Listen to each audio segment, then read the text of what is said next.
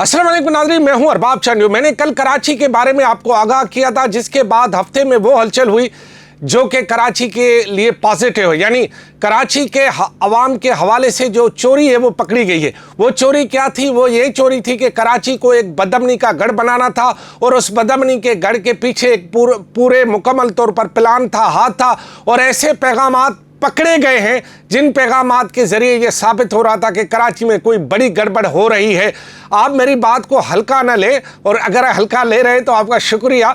मैंने आपको कल ही बता दिया था कि कराची में कुछ ऐसे पैगामात हैं जो कि हसास इदारों ने पकड़ लिए हैं, और हसास इदारों ने बाद में उन सबको ये पैगाम दिया, बस बहुत हो चुका, अब कराची में गड़बड़ निश्ता, कराची में गड़बड़ नहीं चाहिए।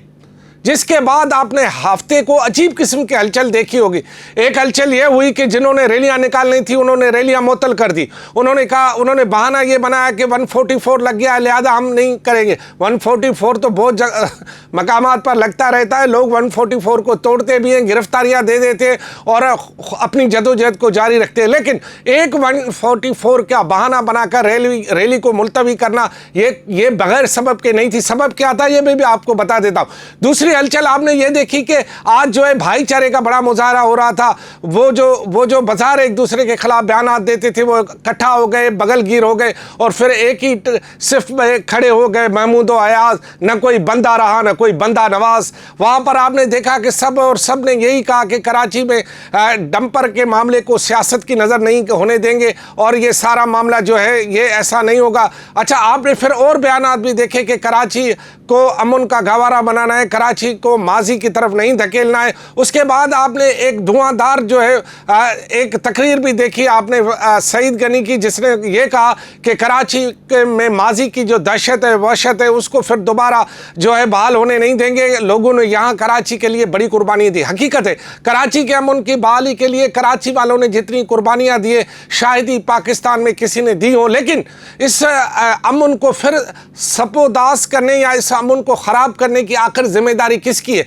उसकी भी तो निशानदेही होनी चाहिए ना। ये सिर्फ कह देना कि कराची का अमन ख़राब होने नहीं देंगे। भाई, कराची का अमन खुद ब खुद तो ख़राब नहीं होता। कराची का अमन ख़राब करने में जो कुव्वतें हैं उनको भी बेनकाब करो ना।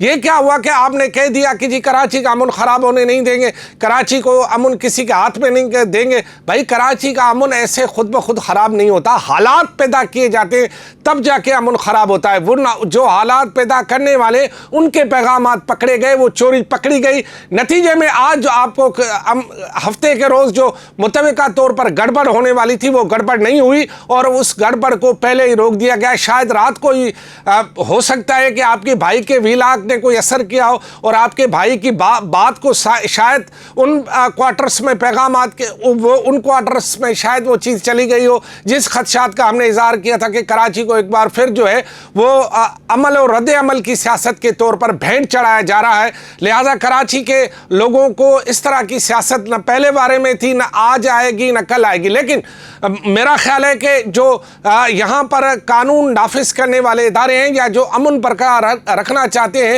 उन्होंने मेरे ख्याल में शायद जो है वो रात ही से पैगामात शुरू कर दिए, और आज दिन भर उनके पैगामात के नताइज भी निकले और उनको ये कहा गया कि जी बस।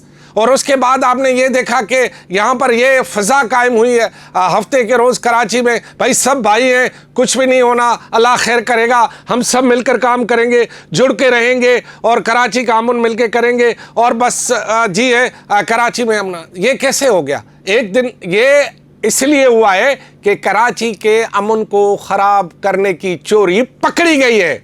जी हाँ, कराची को अमन ख़राब करने की चोरी पकड़ी गई। भाई, मैंने आपको पहले ही बताया था कि कुछ पैगाम पकड़े गए हैं। उन पैगामों के पकड़े जाने के बाद जो है वो सूरत हाल चेंज हुई है। उसके बाद फिर उनको पैगाम गया है कि जी आपकी चीज़ें पकड़ी गई हैं, अब आप ज़्यादा उछल कूद मत करिएगा। अगर आपने उछल कूद की तो फिर आपकी उछल कूद को भी हमें संभालना आता है। लिहाजा फिर ऐसा हुआ कि जैसे 100 डिग्री जो है हमारा कहता है, जिस तरह तेज़ी से बाल जो है वो जाके दीवार में लगता है, उसी तेज़ी से बाल वापस आए। अब आप देख रहे कोई ऐसा बयान, हाँ, लेकिन इस बात पर तशवीश अभी तक मौजूद है कि ये जो डंपर माफिया है इसको किस तरह लगाम दिया जाएगा। चलो, ये बात तो सब ठीक हो गई, لوگ امن چاہتے ہیں، اسی لیے امن کے لیے قربانیاں دے رہے ہیں. شاید سیاسی جماعتوں نے بھی اس لیے اپنے اپنے کوارٹرز کو جو ہے امن کا پیغام دیا ہے. لیکن یہ جو ڈمپر مافیا ہے اس کو لگام کون دے گا، یہ سوال ہے. اور میں سمجھتا ہوں کہ قانون نافذ کرنے والے ادارے جو کہ امن امان کی بحالی رکھنا چاہتے ہیں، اور کراچی میں امن اس لیے ضروری ہے کہ پاکستان کا بڑا شہر، اور میں نے کل بھی بتایا تھا کہ پاکستان میں ہونے والے واقعات کا پوری دنیا میں اثر ہوتا ہے، پورے ملک میں اثر ہوتا ہے. لہذا کراچی کے امن کو ہر صورت میں برقرار رکھنا چاہیے، اور میرے خیال میں اس بات کو سنا گیا ہے. اور اسی وجہ سے آج آپ نے ہفتے کے روز دیکھا کہ پیغامات مل گئے، اور وہ جو چوری ہے میں نے پہلے ہی بتایا کہ پکڑی گئی ہے. اور اسی نتیجے میں یہ ہوا ہے کہ اب دیکھنا یہ ہے کہ ڈمپر مافیا کیا اسی طرح دندناتی شہریوں کو جو ہے کچلے گی، یا پھر ان کو بھی کوئی لگام دے گا، یا ان کو کوئی سمجھ دے گا، یا وہ اس طرح کے واقعات سے خود کو کس طرح دور رکھتے ہیں. یہ سوال بہت اہم ہے. اور اب میرے خیال میں اب ہم یہ کہہ سکتے ہیں کہ کراچی کو بدامنی کا شکار کوئی بھی بنائے، اب اسے اجازت نہیں ہوگی. وہ کسی بھی روپ میں ہو، کسی بھی اس کا چہرہ ہو، اس کا اسٹائل اپنا ہو، وہ کوئی بھی کچھ کرنا چاہتا ہو. لیکن واضح پیغام دیا گیا ہے، جن کا پیغام پکڑا گیا ہے، جن کی چوری پکڑی گئی ہے کہ بس بہت ہو گیا، کراچی میں اب ایسا کھیل نہیں ہوگا.